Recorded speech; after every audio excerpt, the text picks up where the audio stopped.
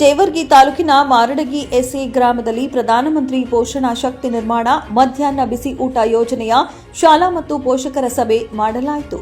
ಈ ಸಂದರ್ಭದಲ್ಲಿ ಜಿಲ್ಲಾ ಸಂಯೋಜಕರಾದ ಶ್ರೀ ಶರಣಪ್ಪ ಮಂಡಾಸರ್ ಅವರು ಮಾತನಾಡಿ, ಹಳ್ಳಿಗಳಲ್ಲಿರುವ ಶಾಲೆಯಲ್ಲಿ ಹೆಚ್ಚಿನ ಸಂಖ್ಯೆಯ ದಾಖಲಾತಿ ಮಾಡಿಸಿ ಸರ್ಕಾರಿ ಶಾಲೆಯಲ್ಲಿ ಶಿಕ್ಷಣ ಪಡೆಯುವಂತೆ ಮತ್ತು ಸರ್ಕಾರಿ ಶಾಲೆಯಲ್ಲಿ ಸಿಗುವಂತಹ ಗುಣಮಟ್ಟದ ಶಿಕ್ಷಣವನ್ನು ದೊರಕಿಸಿಕೊಡುವಲ್ಲಿ ಪಾಲಕರ ಮತ್ತು ಶಿಕ್ಷಕರ ಜವಾಬ್ದಾರಿ ಮಹತ್ವದ್ದು ಎಂದು ತಿಳಿಸಿದರು.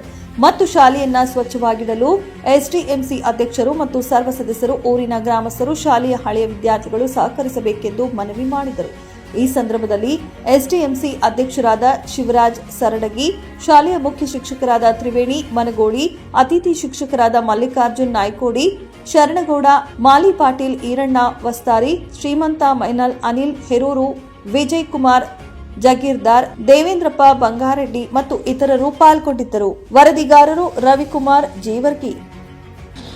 ಸರ್ಕಾರಿ ಕಿರಿಯ ಪ್ರಾಥಮಿಕ ಶಾಲೆ ಮಾರಡಿಗೆ ಈ ಒಂದು ಶಾಲೆಯಲ್ಲಿ ಹಮ್ಮಿಕೊಳ್ಳಲಾಗಿದ್ದು, ಈ ಕಾರ್ಯಕ್ರಮಕ್ಕೆ ಆಗಮಿಸಿದಂತ ಶ್ರೀ ಶರಣಪ್ಪ ಮುಂಡಾಸರ್ ಅವರಿಗೆ ಈ ವೇದಿಕೆ ಪರವಾಗಿ ಹಾಗೂ ಮುದ್ದು ಮಕ್ಕಳ ಪರವಾಗಿ ಹಾಗೂ ಊರಿನ ಎಲ್ಲ ಪಾಲಕರ ಪರವಾಗಿ ಪೂರ್ವಕ ಸ್ವಾಗತವನ್ನು ಕೋರುತ್ತೇನೆ.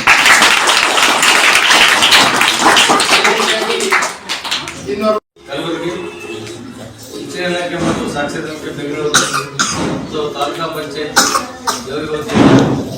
ಪ್ರಧಾನಮಂತ್ರಿ ಪೋಷಣ ಶಕ್ತಿ ಯೋಜನೆ ಬಗ್ಗೆ ನಾವು 27ನೇ ತಾರೀಕಿಂದ 29ನೇ ತಾರೀಕು 3 ದಿವಸವಾಗಿ ನಿಮ್ಮ ಶಾಲೆಯಲ್ಲಿ ಈ ಬಿಸಿಲಿಗೆ ಸಂಬಂಧಪಟ್ಟಂತೆ ಎಲ್ಲ ಮಾಹಿತಿಯನ್ನು ಕಲೆಕ್ಟ್ ಮಾಡಿದ್ದೀವಿ. ಆದರೆ 29ಕ್ಕೆ ಸಭೆ ಮಾಡೋದಕ್ಕಾಗಿತ್ತು. ಅವರು ಯಾರೋ ಸಲುವಾಗಿ ಪೋಸ್ಟರ್ ಮಾಡಿ ಮತ್ತೆ ಮುಂದೆ ಮಾಡಬೇಕಂದ್ರೆ ಆಗಿಲ್ಲ. ಮುಂದೆ ಮೇಡಮ್ ಎಲ್ಲ ಒಂದು ದಿನ ಕೊಟ್ಟು ಮಾಡೋದು ಯೋಜನೆ ಒಂದು ಈ ಸಭೆ ಮಾಡಲು ಹಮ್ಮಿಕೊಂಡಿದ್ದೀವಿ. ಈ ಸಭೆಗೆ ಬಂದಿರತಕ್ಕಂಥ ಈ ಎಸ್ಎಂ ಅಧ್ಯಕ್ಷರೇ ಮತ್ತು ಊರಿನ ಹಿರಿಯರೇ ಮತ್ತು ಮುಖ್ಯ ಗುರುಗಳೇ, ಅಡಿಗೆ ಸಿಬ್ಬಂದಿಯರೇ ಮತ್ತು ಶಿಕ್ಷಕರು ಮತ್ತು ವಿಶ್ವ ಜಾರಿಗೆ ಒಂದು ಸಂದರ್ಭದಲ್ಲಿ ನಮ್ಮ ಕಲ್ಯಾಣ ಕರ್ನಾಟಕ ಭಾಗದಲ್ಲಿ ಮಾತ್ರ ಜಾರಿಯಲ್ಲಿ ಬರ್ತದೆ.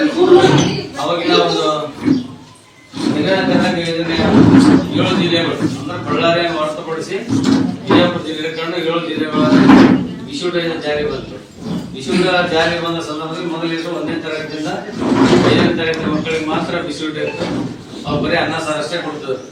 ಆಮೇಲೆ 2004ನೇ ಏನಾಯ್ತು ಅಂದ್ರೆ ತತ್ತಿ ಕೊಡಕೈತಿ. ತದ್ದೆಲ್ಲ ಗೊತ್ತಿ ತತ್ತಿ ಕೊಡ್ತಾರೆ ನಿಮ್ಮೆಲ್ಲರಿಗೆ. ಎಷ್ಟು ದಿವಸ ಕೊಡ್ತಾರ? ಎಷ್ಟು ದಿವಸ ಕೊಡ್ತಾರ? ದಿವಸ ಕೊಡ್ತಾರ. 2004ರಿಂದ ತತ್ತಿ ಕೊಡಂತ ಒಂದು ವಾರದಲ್ಲಿ 2 ದಿವಸ ತತ್ತಿ ಕೊಡ್ತಿದ್ರು. ಅವಾಗ ಒಂದು ತತ್ತಿ ಎಣ್ಣೆ ಕೊಡ್ತಿರ್ಲಿ, ಒಂದು ವಾರದಾಗ ತತ್ತಿ ಕೊಡ್ತಾರೆ. ತತ್ತಿ ಕೊಡೋದ್ರಾಗೆ ಬಾಳೆಹಣ್ಣು ಅಂತ ಚಕ್ಕಿ ಇಂಥ ವ್ಯವಸ್ಥೆ ಕೊಡ್ತಿದ್ರು.